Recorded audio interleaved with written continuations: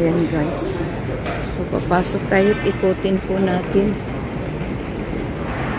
Famous University in Hong Kong.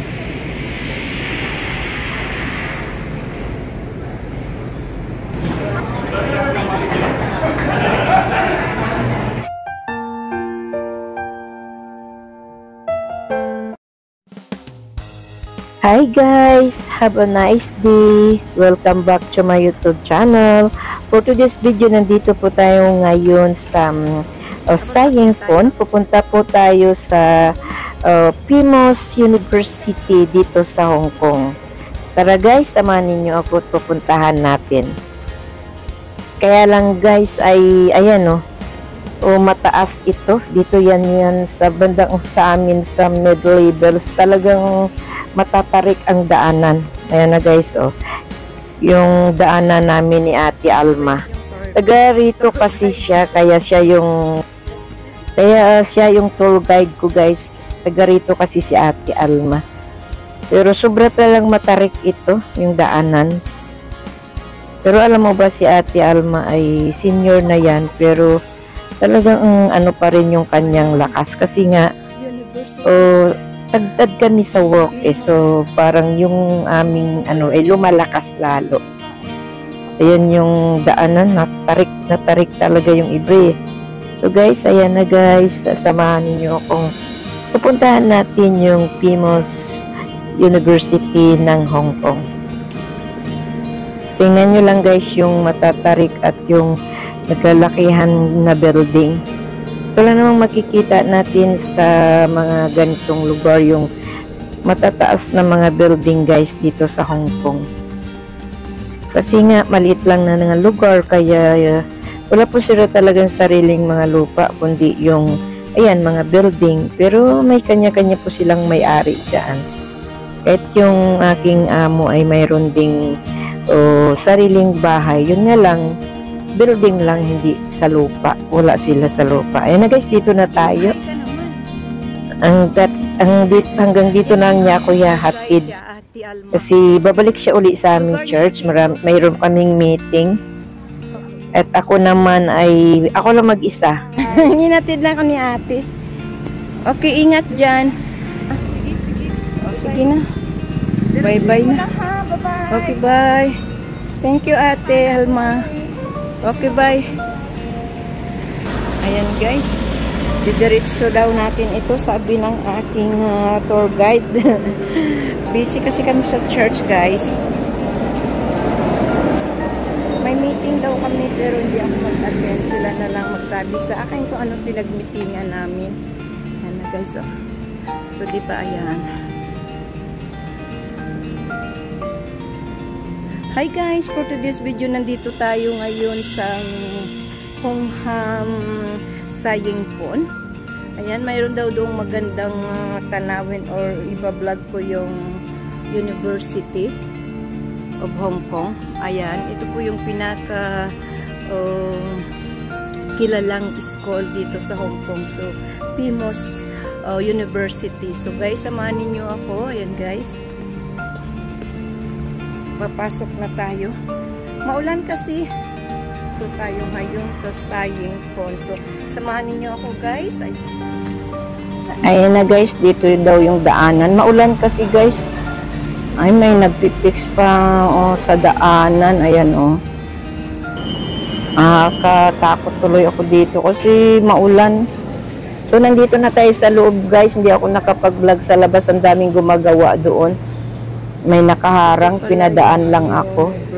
So guys, nandito na tayo guys sa loob ngayon ng University of Hong Kong. So, ito daw yung famous na university guys. So, titingnan po natin. Of course, napakatagal ko na dito sa Hong Kong.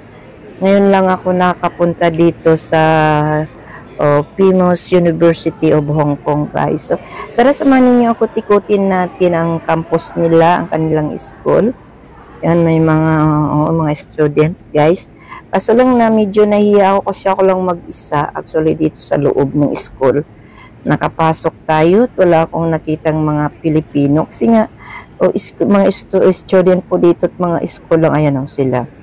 So dahil siguro wala pang ibang school sila, so nandyan sila nakatambay o kaya break time. Ayan na guys, the University of Hong Kong. So ayan na guys, 'di ba? Ang laki daw ito guys, sobrang laki. So kaso lang na ano ako mag-ikot dahil nga maraming mga estudyante doon at mga teachers, nahiya ako baka bawal kumbaga. Pero tiningnan lang natin kung gaano kalaki at gaano kagandang school, University of Hong Kong guys. So at least nakapasok tayo dito sa kanilang University, Pimus University. So papasok tayo at ikutin po natin. Kasi guys, hindi maraming estudyante ngayon dahil Saturday, so walang sigurong school, ay walang masyadong maraming klase at siguro yung ito ay mga ano lang, may mga baka mayroong mga activities lang itong mga estudyante dito. Kasi today is Saturday guys, so kaya wala pong school. Ayan, ito lang mga college na kasi ito, so baka may mga ano lang sila, appointment or activities guys. Hindi ko po ito naikot kasi nahiya po ako dahil ako lang mag-isa. So tiningnan ko lang guys ng para ano naman tayo sa, kasi wala na akong estudyanteng alaga. May puro nang nagtatrabaho. Ang alaga ko isa ng abogada at isa ng chief cook. So hindi na tayo nakapasok dito sa school na ito. Ayan na guys, diba? Ang ganda. So samahan ninyo ko, ikutin natin ang HQ ng Hong Kong. Ayan. Diba? Ang ganda. Overlooking. Super ganda. Nandito na tayo guys. Ako'y naikot-ikot pa. At kaso lang maulan eh. So I hope nagustuhan nyo ang lugar ng school HQ ng Hong Kong guys. So nandito naman na tayo sa kanilang campus, yung tambayan. Ayan, diba nandito naman na tayo ngayon. Wala lang masyadong estudyante, of course kasi Saturday. So napakaganda din at napakalaking school nila. Ayan guys, diba? So hindi gaano kadaming estudyante dahil walang klase ngayong araw. Kaya sa mga student dyan sa Pilipinas, mag-aral kayong mabuti kasi para naman yan sa inyo. Huwag nyo sayangin yung pinag-aralan nyo. Sana yung mga course nyo ay magamit nyo. Kasi marami dito sa Hong Kong na yung course nila ay hindi nila nagamit. Dahil nga sa mababang sahod. Pero pwede naman yun na sa hindi ganong paraan na naging domestic helper kayo na sa pamagit na mayroon kayong mga tapos na pag-aaral, di po ba sayang? Pero depende naman kung halimbawa malaki naman yung offer sa inyong sahod, pwede naman yun, pero sayang lang na nag-aral kayo ng matagal and naggastos yun na pakalaki, tapos domestic helper lang din pala ang papasokin nyo, di po ba? So kung kailangan kayo magiging smart na ang inyong course ay magagamit nyo sa tama na sa pangarap nyo rin na makasahod din ng malalaki. So naway nagustuhan nyo ang ating pag-vlog dito sa HQ Hong Kong University. Ayun na guys, sana yung mga kababayan natin dyan sa Pilipinas at higit sa lahat sa mga anak ng mga kapwa po OFW ay pahalagahan nyo ang pinaghirapan ng inyong mga magulang at mag-aral ng mabuti. Okay guys, see you my next vlog. Thank you for watching and don't forget to like and subscribe my YouTube channel. God bless and see you. Bye.